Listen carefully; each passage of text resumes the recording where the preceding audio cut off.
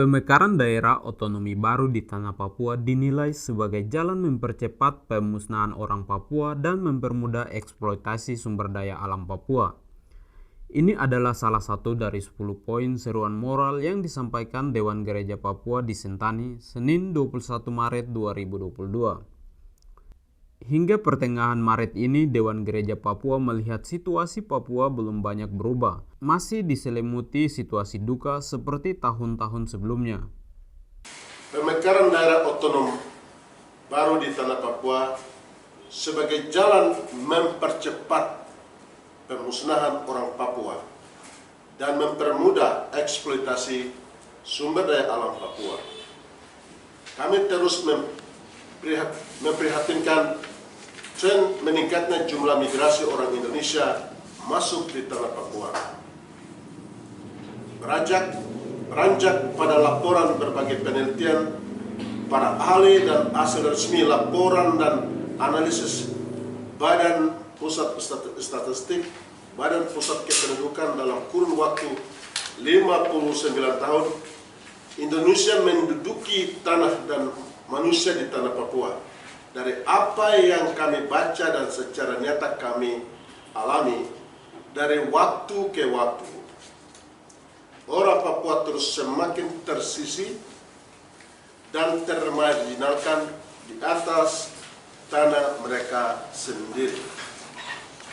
Dewan Gereja Papua meminta Presiden Republik Indonesia, Menteri, DPR Republik Indonesia untuk menghentikan semua manuver rencana politik pemekaran 4 provinsi baru di tanah Papua. Mereka juga meminta supaya gubernur, para bupati, wali kota se-tanah Papua, serta berbagai kelompok kepentingan yang menjalankan kepentingan agenda politik Jakarta untuk segera menghentikan upaya pemekaran provinsi di tanah Papua. Dewan Gereja Papua juga mendesak Komisaris Tinggi PBB untuk Hak Asasi Manusia untuk berkunjung ke tanah Papua, melakukan investigasi secara langsung dan menyeluruh atas situasi hak asasi manusia di tanah Papua. Karena Dewan Gereja Papua menilai pemerintah Indonesia tidak jujur dan objektif saat menjawab pertanyaan daripada pelapor khusus PBB tentang situasi hak asasi manusia di tanah Papua. Kami menyampaikan keprihatinan dan seruan. Satu, kami mengapresiasi surat permintaan klarifikasi kepada pemerintah Indonesia yang disampaikan oleh pelapor khusus PBB untuk hak asasi manusia dalam bidang penghilangan paksa, penyiksaan, pengungsian. Demikian juga surat pernyataan terbuka Dewan HAM PBB pada Februari 2022 sehubungan dengan penyiksaan kepada 7 orang anak di Kabupaten Puncak, Papua. Sebagai tindak lanjutnya, kami mendesak Komisioner Tinggi PBB untuk hak asasi manusia untuk berkunjung ke tanah Papua supaya melakukan investigasi secara langsung dan menyeluruh atas situasi hak asasi manusia di tanah Papua.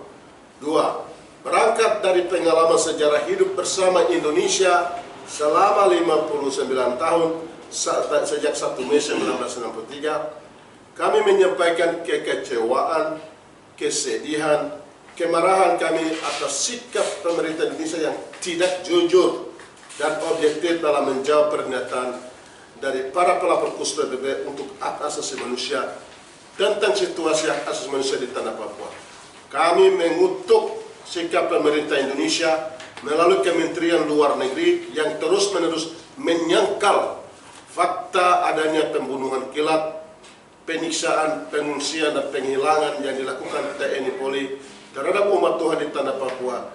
Khususnya fakta terakhir terlihat dalam situasi umat Tuhan di 6 wilayah konflik Kabupaten Duga, Puncak Papua, Intan Jaya, Maibrat, Yahukimo, dan Pegunungan Bintang. Dalam seruan moral juga Dewan Gereja Papua menyoroti wacana Komnas HAM tentang dialog OPM dan pemerintah.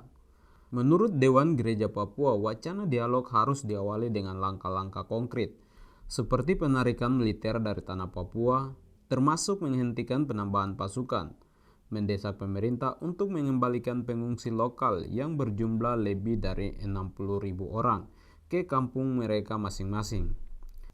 menghentikan proses hukum terhadap Haris Hassar dan Fathia yang bersolidaritas memperjuangkan HAM di tanah Papua, serta wacana dialog yang hendak diupayakan juga harus mendapat dukungan dari masyarakat sipil.